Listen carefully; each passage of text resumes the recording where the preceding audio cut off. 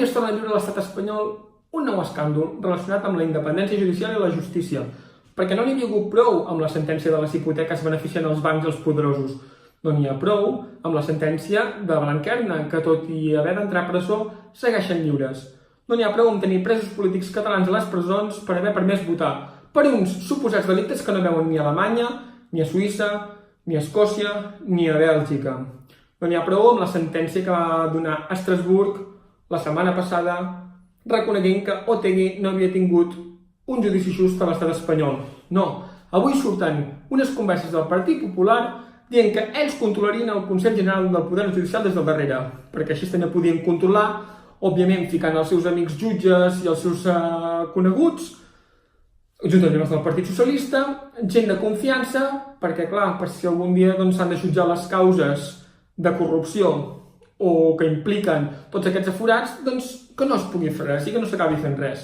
I mentrestant, aquí a Catalunya seguim reconeguent aquesta llei, seguim reconeguent aquestes sentències, tot i haver aprovat les lleis de transitorietat jurídica que deien que si aprovàvem la independència en un referèndum, cosa que vam fer, deixàvem de dependre de la justícia espanyola i tindríem el nostre propi sistema. Aquí tornem a barallar-nos per veure com podem fer Carles Puigdemont president.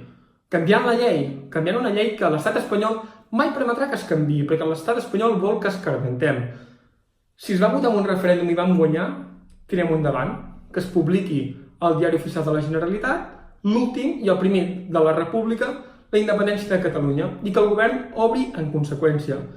Qualsevol acte que faci l'estat espanyol després de Catalunya podria ser considerat un acte de guerra, perquè seríem un país independent, un país que hauria proclamat la seva independència, un país que ja no estaria sota les mans de la judicatura espanyola i de la legislació espanyola. Per tant, el dia 21 de desembre, en unes eleccions que no vam acceptar, en unes eleccions que no vam convocar nosaltres, vam votar els partits independentistes perquè duguessin endavant aquest projecte. A què esperen? A què tenen por? La gent ho té molt clar. Volem la república i la volem ja. Visca la República de Catalunya.